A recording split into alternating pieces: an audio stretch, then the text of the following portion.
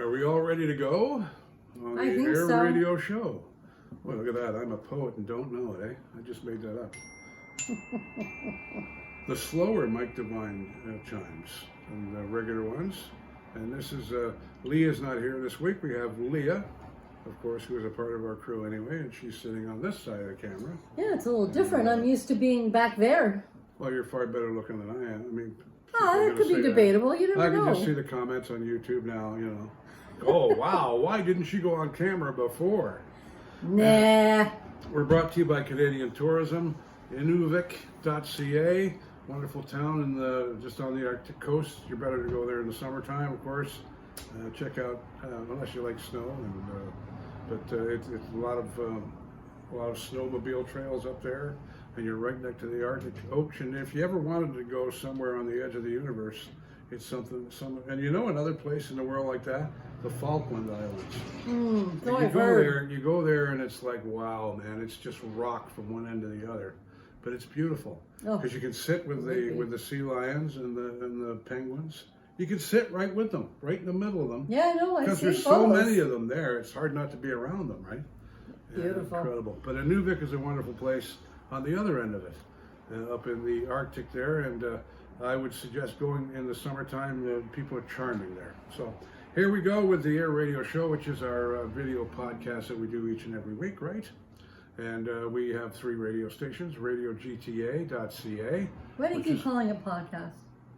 What do you want me to call it, a video vlog? Vlog. What is it, vlog? Is that what they call it? You know what? It really is a podcast. Essentially it is, but I don't know why. It's like you're cast in a pod. I don't know. I've never, for whatever reason, podcast to me, I don't know. In radio I just don't like it. That's what we're doing, it's really. It's a certain demographic that you're appealing to, like the people who like rock and roll or enjoy bantering with us, or it's small town stuff, or it's a podcast on, I don't know, making wedding cakes. I don't know. Yeah, there's so many different podcasts out there, and that's why they call it podcasting, because I know why. You're dealing with a certain kind of person, but you're dealing with numbers around the world, so it doesn't matter. It's just the word. It's one of those quirky things for me, and you're cast in a pod. I don't know. I know. That's why I always call it vlog. I think podcasts actually came from broadcasting terms. Probably. Let's have a look at the big news stories before we get into the rock and roll trivia. Turkey and Syria earthquake. Freezing weather is added to the despair as the quake toll passes 20,000 now. That's amazing, you know. I mean, you see the devastation, and you see the actual YouTube videos of the buildings falling while people are walking around. Yeah. I mean, this is a new world we're living in. You know what I mean? We're seeing that, and it's horrifying to even see. I didn't watch it. I haven't seen it yet. You don't want to. I don't. I don't. Of course, the Chinese balloon capable of gathering intelligence, according to U.S. officials, and I think the U.S., as you were saying there a few minutes ago, has shot down another one. Turned out to be a Pizza Hut balloon, but no, I'm not kidding. I'm just kidding. Extra cheese instead of extraterrestrial. I don't know. I just got that off the top of my head because you said that they shot. As long as it's not Zeppelins, I don't care. I'm good. Oh, no. Burt Bacharach, one of pop's greatest songwriters, has died at the age of 94. And when I think of him, he really was the world's songbook. He was the greatest songwriter of all time, I think. Whenever I hear raindrops keep falling on my head, I think automatically, you know, that's Bacharach, classic, you know. And it's sad, but he was 94. He had a good life. He didn't live a short life, so he did all right. No, he did all right, and he changed the lives of millions and millions of people with his music and the way they look at life, and cheered them up. And some, you know, you can always tell a song will take you reeling back in time like none other. You know what I mean? Or an old TV show or a movie. Montreal daycare crash. Prime Minister Trudeau says the attack was unimaginable, and it certainly was. I can't believe that actually happened. The Starship, SpaceX, is testing the most powerful ever rocket system. You'll be glad to know this, Leah, that Donald Trump is back on Facebook and Instagram. He's been on for a short time now. Yeah. We can bake a cake now. You know, he's back. Our leader is back. It's More for entertainment purposes with I know. him than anything. Capitol rioter who jabbed the Confederate flag at the black police officer has been jailed. And now Alec Baldwin is being sued by Halyna Hutchins, the family, over the Russ film. I can't understand why he's even being charged with it. He didn't do anything wrong. There must be something we don't know about in the underlying I don't know. It's really bizarre. information. Because, I mean, who loaded the gun? Who put the... That's who you got to look for. Not the poor bugger at the end of it who was doing a scene. Can you imagine how horrifying that must have been for him? I can't even imagine, honestly. I mean, I'm not a big fan, as I said on the show before. No, I'm not either, but nobody deserves it. He didn't do anything wrong at all. Free tickets to King Charles III's third coronation concert will be distributed by ballot. Did you notice they took the monarchy off the Australian money now? I don't know if that's the beginning of the end or not, because one goes, are we far it's a behind? domino effect, That's right. That's right. I don't know. We'll see. I don't know. I love the Queen so much. Don't get me wrong. I don't know. They should have. No, I'm not going to say anything. Part of the sun breaks free and forms a strange vortex, and that is really baffling scientists. And Kim Jong-un parades the largest nuclear arsenal yet with his daughter at his side. That's just a wholesome story. You want your daughter right next to you when you show how powerful you are at blowing up the world, don't you? Absolutely. You gotta love this world and everything that goes on in it because it's ridiculously dumb. It really is. When you look at some of these... No comment on that one, especially. Unbelievable. The Ukraine war, now Zelensky is asking for France and Germany for fighter jets. 2 planes narrowly avoided collision on the same runway in Texas. This is my favorite story of the week.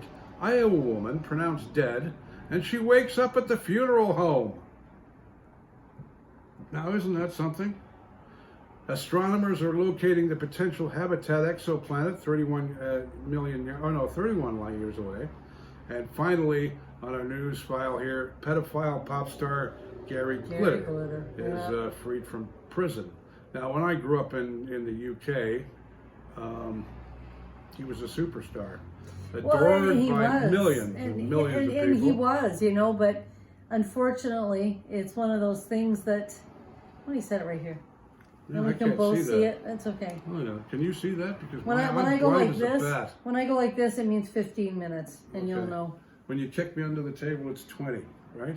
Can you read that yet? Yeah. I'm fine. All right. Okay, so let's start your rock and roll trivia. Steven Tyler's throat surgery was featured in 2007, This Week in History, on an episode of the National Geographic Channel series, Incredible Human Machine. Did he have cancer of the throat or something, or was it just a basic? I don't remember. I mean, it was in the news for a long time, Yeah. and it's on YouTube. It was all videoed and filmed, and that type of thing. I love Steve Tyler. I don't remember what it was. I just remember there was something wrong, and he had it done, and it was out there. Did you ever see their old bus, the old Aerosmith bus that they had in '73 when they were touring? They brought it back and they refurbished it. Oh, I didn't know they refurbished it. And then they drove it. I saw a show. Oh, they that's drove so cool. it in Vegas. They drove it in Vegas.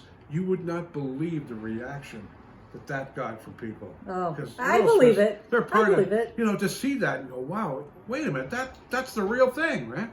And I love it. Yeah, I didn't know they refurbished it though, so that's kind of cool. Yeah, nice. Phil Collins' first record purchase was "Please Please Me" by the Beatles. And a little bit of history and trivia for February the 9th this week. In 1942, RCA Victor presents Glenn Miller with a gold record for Chattanooga Choo Choo. It's purely a promotional gimmick, and the label is celebrating the sale of over 1 million copies, but still the first time that a gold record is awarded. Other labels follow and suit in handing out framed gold discs to their artists in celebration of the 1 million milestone. And in 1958, the RIAA made it official, awarding gold records to singles and albums that earned over $1 million. So yeah, I found that interesting because now you know when they say it's $1 million. When I was looking that up, I found that an interesting piece of history because we have all these awards now, gold, platinum, whatever they are, right? And I had no idea that it was with Glenn Miller. This is the gal that digs all this stuff up, by the way. And I've been in radio for almost 50 years, and you're still blowing my mind, and Lee's mind as well. In 1958, ABC's Mickey Mouse Club begins its Annette serial, solidifying the rising popularity of its young star, Annette Funicello. And she sadly died a few years ago, but always one of my favorite gals growing up. Yeah, No me doubt too. about that. In 1968, Rolling Stone magazine offers free roach clips to new subscribers. In their 5th issue, Rolling Stone offers a new incentive to build their subscriber base, a free roach clip with every paid subscription. They don't call it a roach clip, though. Instead, showing a picture and labeling it as a handy little device and suggesting it has many uses around the home, including hanging jewelry. Well, it was illegal. I mean, they weren't supposed to be allowed to smoke pot, so they got to cover it up somehow and make it illegal And advertisement. you always think of when you see a roach clip of hanging your jewelry. You don't think of being a roach clip, do you? Yes, you can use it for all kinds of things. It's a clip. That's right. And this one blew my mind. In 1966, the Beach Boys go to the San Diego Zoo where they shoot the cover for Pet Sounds. You know, the cover, Pet Sounds, got all these animals. The petting zoo area is where they actually took the pictures at San Diego Zoo. And an item headlined Animal Crackers, the San Diego Union reports that the group was banned from the zoo because they were being assholes and they were unruly. Which is, I always thought of the Beach Boys as being clean-cut American boys that didn't cause. That's why I got that one, because I thought that's what we all think. Yeah. They weren't like these other bands, Oasis or Pete Townsend or Jim Morrison, that were always so brutally just themselves. There was no cover story about them. They were who they were. So that I found very interesting. And here's a wee tidbit from Leah herself here. David Bowie played sax on Dib Cochran and the Earwigs' 1970 single Universal Love. He was actually a pop star in England before, in the 60s. Yep. And had many hits under the name of David Jones, as a matter of fact. The first record that James Blunt purchased was Pink Floyd, Wish You Were Here. And a little more history from, I guess we're moving on to February the 9th now. In 1958, this week in February, ratings show that ABC's American Bandstand is now America's top-rated daytime television program with an average of 8,400,000 viewers per day. And that was in 1958. Can you imagine going into the 60s, 70s? Can you imagine? Because I remember watching that when I was younger. Oh, I remember watching American Bandstand. Yeah. I think I was 4 when he was on the Ed Sullivan Show. But I was in England then, so I didn't see it because we didn't get Ed Sullivan over there. But I think basically kids of our age, or people of our age, kids of our age, listen to me, would remember that. We're big kids. Would remember that, 4 or 5 years old or 6 years old. Oh, yeah. And something that would stick in your mind. Like my mom and I Mom had put this stuff on when I was wee in the living room. And she'd grab my hand and go, come on. And the two of us would stand in the living room in front of a TV or a stereo. Just do the dance thing, right? It's amazing where you take your mind back when you remember important things. Like I remember I was playing baseball outside of the apartment building I was living in Mississauga back when I was 8 years old. And I remember my dad to this day coming to the door and saying, come on, you're going to miss it. It was a Sunday afternoon. We were playing ball, me and my 2 buddies. We went inside and watched them land on the moon. I remember that. Yeah, well, it's a big part of history. When Elvis died, I was at the corner of Burnham Thorpe and Credit Woodlands, and it came on CFTR, and I never forget that. I was in my room, and I had my clock radio on when I heard about it. Yeah, I can't remember who the announcer was, but it was CFTR that I heard it. And no, I don't know if that's where. I don't know what station, because I usually have Q107 on, so there's a good chance that's who I heard it from. But yeah. In 1963, Hattie Carroll, a 51-year-old bartender in Baltimore, is killed after a disgruntled patron hits her with a cane. Bob Dylan writes a song about it called The Lonesome Death of Hattie Carroll, which appears on the Times They Are a Changin' album, of course. And Bob Dylan, of course, still around today. He's not recording much nowadays, I don't think. But in 1990, this is interesting. Midnight Oil released the album Blue Sky Mining. Now, it's a great song, and it's one of those great top 40 songs that goes right by you. You love it. and then when it's gone until the next time you hear it. But there was a meaning behind it. Yep. The lead single, Blue Sky Mine, is inspired by the Wittenoom industrial disaster in the band's native Australia.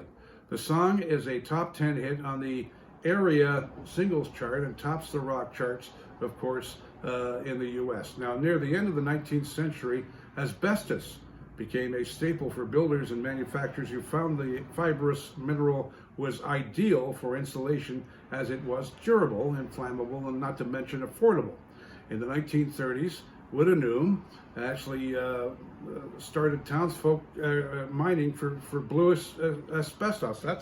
That's the key right there, because they were the only supplier of this product in Western Australia, and by the time it was discovered in the mid-60s that asbestos was lethal, it was already too late. So there is a story behind Blue Sky Mine and by Midnight Oil. Not to take anything away from the song, because it's a great rock and roll song.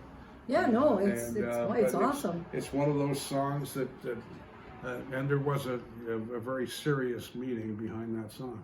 Mm-hmm. And so many songs go by you like that you don't realize until you stop and say, well, hey, like Jive Talking last week, going over the drive talking. Yeah, it's a drive talking. Drive Talking. And that was the original. And that was his wife. It wasn't even one of the Bee Gees that came up with it. It's amazing how things we look at today as iconic were made up by silly things like that. Not silly things, but everyday life. Little things. They weren't all huge things. There's some of them were just little. Going over little a train track in Florida has inspired one of the biggest hit records of all time. You know what I mean? Yep. It's amazing where inspiration comes from. Here's a wee tidbit that I did not know, and I thought I knew everything about the Beatles. The Beatles were called the Rainbows before calling themselves the Silver Beatles. Yeah. I had no idea. I thought their very first name was the Silver Beatles. But they were called the Rainbows because there was Randy and the Rainbows in the early 60s. They would have run into some problems with them there. And Chris Martin of Coldplay was quoted as saying, "I think people who don't like us are immensely strange." That's a great way of looking at it. But I love Coldplay. So do I. I think they're a great band. Yeah, I enjoy them. So many hits they've had too over the last few years. They are one of the mega groups of the 2000s. There's no doubt about that. 1968. In 1968, the Band of Joy featured John Bonham and Robert Plant made their London debut at the Marquee Club, supporting Edwin Starr. Originally formed in 1966, the band went through several lineup changes, including future Jethro Tull and Fairport Convention member David Pegg. And Bonham and Plant would go on to become members of Led Zeppelin. The Marquees were witness to the London scene of the 60s, represented at the club by bands like The Move, The Sin, and of course Pink Floyd, undoubtedly. So that's this week in history. And in 1972, Frank Zappa's concert at London's Royal Albert Hall is canceled when promoters discover obscene lyrics in Zappa's 200 Motel Skull. What about 1971 with Bob Dylan? Yeah, 72. And yeah, I know, I missed that one, didn't I? Yeah, you did. Because I'm getting old and I don't have my glasses on. Bob Dylan's documentary, Eat the Document, chronicling his 1966 tour of the UK, premieres at New York's Academy of Music. The ABC television network will buy the rights to the film, although they refuse to air it after it's decided that doesn't show enough concert footage. So, such simple things. yeah, it's dumb. I mean, it would have been good to see. I think it would have been. Jackson Browne's first concert was Bob Dylan at the Santa Monica Civic Auditorium in 1964 when he was 14. Now, you mean the first concert he ever went to, right? Not the one he performed at. No, it's the first concert he went to. That's the interesting aspect that you have when you ask a musician what their first concert is. It's surprising sometimes. And Jackson Browne and we share the same birthday, as a matter of fact. So, where are we here now? We're right there. A little bit of history, February the 7th. Thanks to media coverage and a publicity campaign by Capitol Records, thousands of screaming fans greet the Beatles. Their plane lands in New York at 1:20 p.m. The scenes, of course, become iconic images of Beatlemania. And They have. So, Beatles' #1 song in America, I Want to Hold Your Hand, and this is their first trip to the country. They are met with a frenzy of adulation, and the group is up to task, charming reporters at that amazing press conference. Well, I mean, that came down to Capitol Records. They put a lot of advertising out before this, and that's where it began, right? The Beatlemania started because they were greeted by droves. Well, you know, I mean, you should see the images. Good Lord. You know, I mean, another guy that's often overlooked that really helped the Beatles break in North America was Murray the K. And he was one of the big DJs in New York, and he really pushed their records a lot. Yeah. And you know, I mean, without Murray the K, well, they probably would have broken. Well, they were so. Well, they were unique. Anyway. I think they were so unique. Just, I mean, back in that time, just hairstyles went so much. Yeah. Right, in terms of how you dressed, how you looked, how you did your hair. But the American charts were looking at the Beatles for almost a year before they decided to do something about it. Here. You know what I mean? Because when you look at charted singles in England in 62, 63, it's all Beatle records. And it didn't really hit North America, Canada either, until 1964 when Chum started playing them. Yeah, it is so funny because you look at how, I mean, all over radio stations, just how protective they were of what said in songs, how they looked, how they talked, you know, the lyrics. And they were banned in so many areas. But like we said before, like when you and Leah have talked, you know, the BBC, they're brutal to this day. Well, they've eased off a little bit. Compared to what they were. I mean, the world has changed but since holy 1966. Moses. And that is why the pirate radio stations even started in England. And the BBC really, in a second or third degree, are responsible for the Beatles, because without the BBC's monopoly and everybody's getting pissed off in England saying, well, I'm going to get on a boat and go out there and 50K watts and broadcast rock and roll records. If they hadn't have done that, the Beatles were turned down by the BBC, I believe, when they're initially trying to get on the air with them. I think you're I might be wrong about that, but I think I'm right. You would not have the Beatles. You would not have the Beatles or rock and roll of today without the pirates, and the BBC were a part of that because they were monopolizing. The BBC, don't get me wrong, the BBC is an organization, obviously, that took roots in all of this. But again, looking back at everything that's played out with several bands, to the extent that they banned over some of the silliest little things. Well, Monster Mash, when it came out in 1962, was a huge hit all over the world. Yep. Not in England. They wouldn't let it on the air. They wouldn't play it. They didn't know what it was in England. No. And then in 1973, it was re-released and went right to #1 because of that very fact. That it was ridiculous. And I don't know why they banned Monster Mash. I guess they didn't want to scare the children. I don't know. Well, but I thought it was a very original song by Boris and the Crypt Kickers, Boris Pickett. He was an amazing guy. The only song that sometimes I can see maybe why there was some hush-hush about was James Brown with his little this ding-a-ling. No. Oh, you mean Chuck Berry? Chuck Berry, sorry. Chuck Berry sorry, yeah. Chuck Berry. My ding-a-ling. With my ding-a-ling. Yeah. I kind of see back in that tape why that might have caused a bit of a stir. It's still a fun song to hear, though. I still hear it, and I laugh. The Streak by Ray Stevens. I think the BBC allowed that one, but back in the day, in the 60s, they wouldn't have allowed that. But my ding-a-ling, regardless of the inference, he didn't say anything bad. No. But I guess the inference was enough for, no, we're not doing this. Right? Well, you know what he was suggesting. Oh, I know exactly what we all problem. did. Yeah, I mean, that's what made the song such a hit. But the fact Chuck Berry did it, and so many songs are like that. And we'll have to tell you about our radio stations. Of course, we have FM108.ca. If you love the 50s, 60s, and 70s, we take you back into a time capsule. Big Daddy's on in the morning, and we have Bert Tom's middays, Glenn Darling afternoons. Steve West comes in, and we have at 7 o'clock, and we have a 60s hour at 6, a 60s at 6, and Clint Truman all night long. Great shows on the weekend. Off the top of my head, we've got my Top 40 Timeline show. We've got the dance party with Walter Scott James, and we've got Rich Appel and that thing with Rich Appel, which is a dynamite radio show. So we have some fun oldies on the weekend for you at FM 108. GTA, same deal, only the genre of music's a little different, a lot wider. We have a lot of, we play a huge selection from yesterday and today of cool tunes. It's a music lovers station, GTA. And we have the real mix. That's right. And we have a community radio station, of course, that you are part of, Halton Hills Online. So we'd like to thank all of you for joining us every week. And Leah, it's your first time sitting in here, and you know, I've already got a few emails saying there, who's the good-looking chick? I said, well, that's Leah. I'm talking on Facebook here.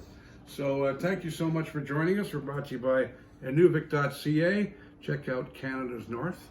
How we doing for time anyway? I can't even see that clock. Almost 26 minutes. Oh, we're at 26 We're minutes. early. Is that it? Oh, we could talk a little bit more. Oh, that's great. Well, yeah, this seemed a little shorter these days. Yeah, because I can't see. Oh, it does say 26. I thought that said 36. So we can ramble on all we want now. Now, as long as they want us to. Let me ask you a question, and I've always wanted to ask this somebody. What is one song in your life that takes you back to a certain time in history, and why? That's a loaded question. Yes, but your very favorite. There's got to be one that takes you right back. You know, one of the ones that, and it's funny. I just taught I have a lot of family in Hawaii, and you know, it's funny. I was talking to my aunt recently, and I said, you know what? Every time I hear this, I think of you, and it's Brandy. Brandy, You're a Fine Girl by Looking Glass. What a great song. That is one of those ones that every time I hear it, I think of my aunt, because she's been there for 40 years. Mm-hmm. She's been in Hawaii. It's her hometown for what it's worth, and so every now and then that comes up when I listen to the 70s radio on my. One song that sends me back in time to when I was 14 years old, and I was dating a wonderful Pakistani gal named Yasmin. She was beautiful. This is in England, by the way. Yep. And I never got to go out on a date with her by myself. I felt more like I was dating her grandmother, because she used to come with every one of our dates. And our song... Chaperones were the thing then. Yeah. Our song was by Harold Melvin and the Blue Notes. I just listened to that the other night. If You Don't Know Me By Now. I don't know why, but it just, every time I hear that song, it's like I think of her. Simply Red. And she was so beautiful. Simply Red did that as well. Yes, and Simply Red came back to awaken my brain again to that song. That song, yeah. But I always think of that, and I always think of I'm Not in Love by 10cc, because my dad died that week. My father died, and my father was a big influence on me, and it was a great tragedy in my life. Right. And I remembered that line in the song, "Big Boys Don't Cry," and that's right. And I always think there's certain times when big boys have to cry. Then they should. You know, you're all human. And this humbleness of a man, you're weak unless you don't show emotion. That should never be. You have to let emotion out, because I don't go around crying all the time. You know. No, but you can't hold it in either. That's not healthy. You can't hold it in if it's an emotion that you feel that you have to, because of the loss of your father. And another one is Someone Saved My Life Tonight by Elton John, which came out at the same time. Yeah. Those two there really take me back to that era. But, you know, when you look, and I do a show at the Top 40 Timeline, as you know, and we take a different year in history from this month, like February 71, February 68. And you look at the news stories and everything, you put stuff together, and you realize how important those times really are when you look back at it.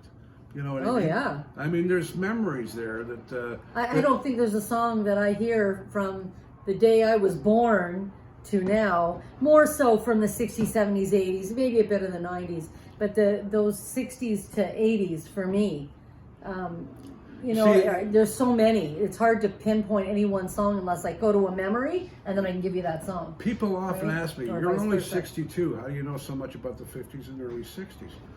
Well, I worked at FM 108, the original station with Norman B, for 10, 11 years of my life programming this stuff. So yes, and I was living through my own music at home. When I went home, I used to listen to, you know, Zeppelin and Pink Floyd and But at work, I was listening to Johnny Tillotson. I was listening to, and it grew on me. I love the oldies. Well, see, and I do too, because for me, I was born in early to mid 60s. And kind of similar with my mom, who was big on all kinds of music. Well, you see, and your it was parents big to do the jive, and we'd be doing all kinds of things. And in fact, some of the swing, the old swing. Oh, the Benny Goodman stuff. For me, awesome. is because my grandpa Joe, who owned Joe's Tuck Shop downtown Georgetown, that was his music. Yes. And we had to take turns in my grandparents' house with records, because I'd have some of mine, and he'd go, "Okay, it's my turn." And we'd get out the records and on it would go. And that's a great way to look at it, because my mom and dad used to be jivers. They used to go down to the clubs when they were younger, and my mom was a singer as well, a beautiful singer too. And my dad used to love Benny Goodman and Glenn Miller, and he'd always say to my mom, "Let's cut a rug," and that meant let's go dance. And they were pretty good together, my mom and dad. My mom was a very talented singer too. But when I hear Glenn Miller or anything, I think of my dad. I don't know why. My mom loved it too, but she was more of a vocalist. My dad liked the big bands. She liked the instrumental. Well, music. that was Grandpa with the swing and the jazz and and to this day, I will still listen to some of it. I've got, as I said, when I'm traveling to do retreats, you can't just have a regular radio station because every town you go to, and you're looking for a station that you can get. So I finally put Sirius Radio on my radio because I can't be without it, and I don't want to have CDs all the time. But you can take all our radio. And I listen to with jazz. You. Yeah. I have jazz. I do sometimes. Yeah. I do with it as well. Yeah. But as I said to you, sometimes you know me, I'm stuck in the 70s. I know. I get out of it once in a while, but 60s, 70s, I'm stuck there sometimes. The thing I love about FM108.ca is it's a great, and it's our highest rated station by far. It's when you can just press a button and you're in another dimension. You're in the 50s, 60s, and 70s. We tell you all the latest news, whether sports that's going on across Canada and the world, but you're getting your fix of your Johnny Tillotson and your Neil Sedaka and your Buddy Holly and your Beatles and your Rolling Stones. And, that's mom and dad, your Bee that Gees. stuff. Some of it. But you can't find that on mainstream anymore. AM 740 in Toronto's not bad, but FM108.ca is the ultimate. Well, because it's not just it has one or two of those errors or a little mixture of everything. You're actually focused. Like that station is focused. And not only the music, we play film clips, we play little TV trip, because it's not just the music you remember, it's the TV shows you watched back then. It's the movies you went to see. And there's another thing. For the next week's show, we'll bring up movies. That when you think of a movie, it takes you back in time to a certain place. And a wonderful night I had with my ex-wife, as a matter of fact, when we went to see, what do you call it there, Friday the 13th, the original one. I still got marks on my arms, and she was just grabbing onto me. One of the ones. Hi, Sue. one of the ones that I remember. Oh yeah. One of the ones that I remember was Jaws. The first one when it came out, I went to the theater and saw it, and I'll still not, because my dad had a cabin cruiser and we lived in Cornwall at the time, and it was in Long Sault Marina. So we went and saw it, a bunch of us from the marina, because we stayed on the boat one weekend, and came back to go swimming and back into St. Lawrence. And I was like, I don't know. We did, and the owner of the marina, who was friends of ours, his son, the bugger, jumped in where we couldn't see or hear him and came underneath. We had a floating dock out in the middle that we would jump off of. And I jumped off, and he went underneath and grabbed my leg the next morning when we were out there swimming. I could have killed him. All I could think of was Jaws. The one movie I remember when I was a kid and I snuck in to see it was The Exorcist. And I went in the back door, and my buddy, and this is back in the days of the svelte Big Daddy, when I used to slide over windows. Went in the toilet window, my buddy propped it open. So I got in to see this, and I was 13 years old, and it scared the shit out of me. And my buddy, we both ended up sleeping with the lights on for a week. Well, I saw that one sitting out in a field. A friend of mine, we went to see friends, and they had a drive-in theater that was, and that's back when the radio or the speakers were hanging outside the car, so we could hear it too. Yeah. And we watched it sitting out in the tall grass, kind of hunkered down with the blankets and stuff, and started watching it. And then halfway through, we're all going, Should we go home now? Because we are out of ways. I'll tell you, as movies go, horror movies, that's probably got to be one of the most powerful I've ever seen. I think it was in its time. In its sure. time today, you'd probably look at it and just, but you know, but it's not always about the special effects. It's more about the storyline and the actors that were in the movie. Connect to it, right? You connect to it, and it would be hard to find another father like the one in The Exorcist. You know what I mean? It's just to the time, and you know, it's just a capsule in time that'll never be created again. You could make The Exorcist, the original one, in today's society, and it wouldn't be anywhere near as good as the original. I don't care what kind of technology you have, what kind of special effects. The original is always better. And I've watched every episode of the Flintstones too. Well, I guess we should. Yeah, we should. But hit the Say door. goodbye to everybody for this week. Said hello to Inuvik.ca. Check them out in the summertime, or if you're into winter, go up there and nestle on the Arctic Ocean for Inuvik.ca. And don't forget our radio stations, of course, radiogta.ca and fm108.ca. Right? Halton Hills, Ontario, Canada is our hometown in Canada. Yep. Canada's hometown, and that's what we're supposed to say. I'm just checking with her because at the end of every show I have to say something. Expanding community worldwide. There we go. So you say it then. There, she did. There. Okay, I think I did. All right. We're done for another week. We'll see you next week right here on the Air Radio Network. And I have to give the Mark Panopoulos, Mike Devine, Loosey Goosey chimes a ring here. See, I slid one into the other. But it's too late now. Right.